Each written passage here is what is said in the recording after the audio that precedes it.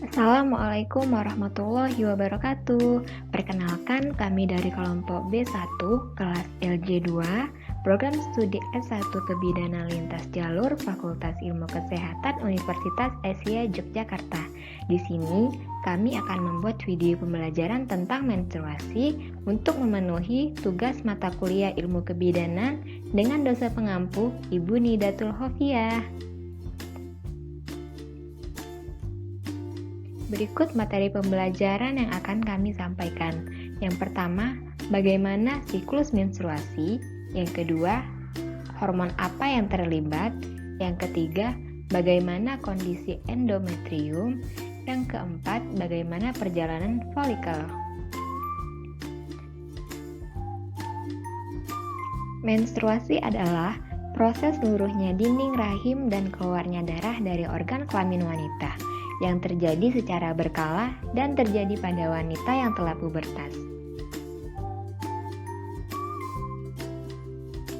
Siklus menstruasi akan terjadi apabila sel telur yang dihasilkan oleh ovarium tidak dibuahi oleh sperma.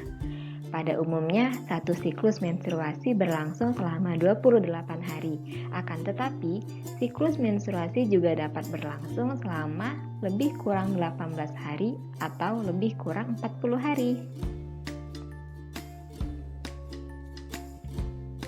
Siklus menstruasi terbagi menjadi 4. Yang pertama, fase menstruasi, yang kedua fase folikular, yang ketiga fase ovulasi, dan yang keempat fase luteal.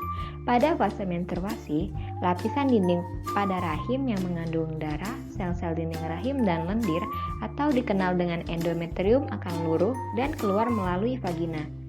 Kemudian pada fase folikular, tahapan ini berlangsung sejak hari pertama menstruasi sampai memasuki fase ovulasi.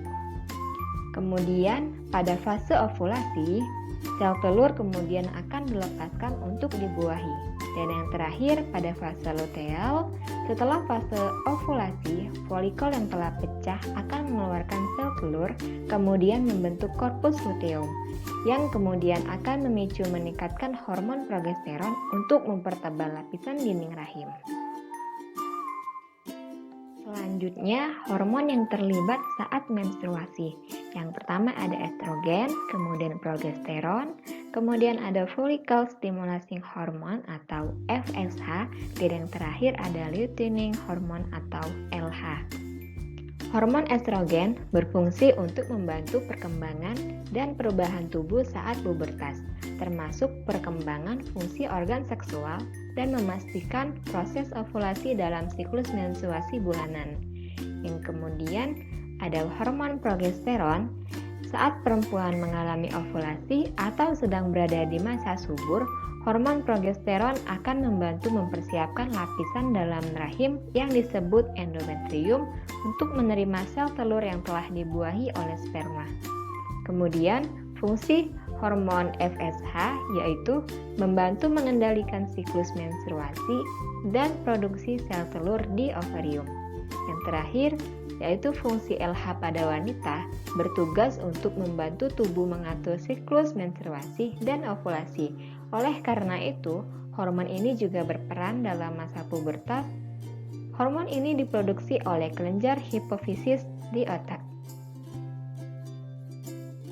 Untuk lebih pahamnya lagi, kita bisa melihat gambar dari siklus menstruasi. Untuk gambar yang di bawah, ini merupakan kondisi endometrium pada saat siklus menstruasi. Kemudian untuk gambar yang kedua, ini adalah gambar keadaan hormon-hormon yang mempengaruhi siklus menstruasi.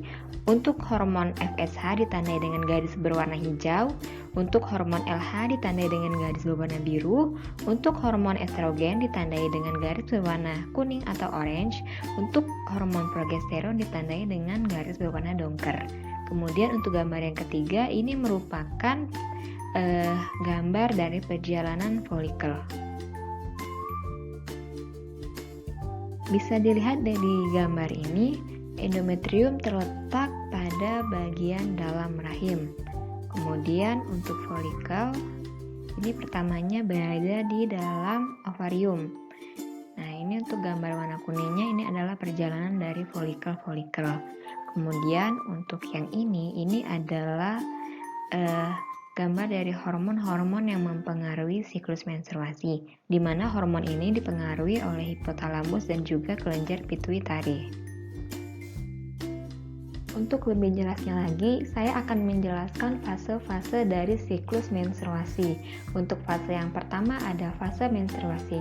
Fase menstruasi ini terjadi karena sel telur tidak dibuahi oleh sel sperma yang mengakibatkan peluruhan pada dinding rahim dan terjadilah pengeluaran darah pada vagina. Pada fase ini terjadi penurunan pada hormon progesteron dan juga hormon estrogen. Fase ini berlangsung pada hari pertama sampai dengan hari kelima, atau ada juga yang berlangsung pada hari ke-7 atau 8. Selanjutnya yaitu ada fase folikular. Fase folikular ini disebut juga dengan fase praovulasi atau proliferasi. Fase ini terjadi pada hari terakhir menstruasi sampai dengan atau berakhir pada saat ovulasi. Untuk hormonnya, hipotalamus mengirimkan sinyal ke kelenjar pituitari untuk melepaskan hormon perangsang folikel atau FSH.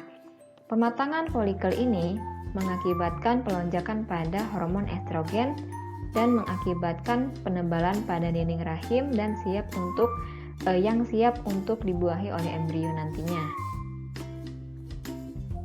Fase folikular ini juga berlangsung pada hari ke-6 sampai dengan hari ke-14. Selanjutnya yaitu adalah fase ovulasi. Pada fase ovulasi ini berlangsung pada hari ke-14.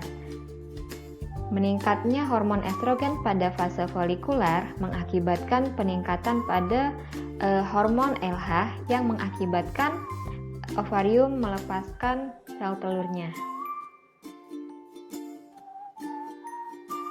Selanjutnya yaitu adalah fase luteal. Fase luteal ini disebut juga dengan fase pasca ovulasi atau fase sekresi. Pada fase ini, sel telur yang telah dilepaskan akan berubah menjadi korpus luteum. Korpus luteum inilah yang memicu kenaikan pada hormon estrogen dan juga hormon progesteron yang mengakibatkan penebalan pada dinding rahim dan siap untuk tempat sel telur yang telah dibuahi.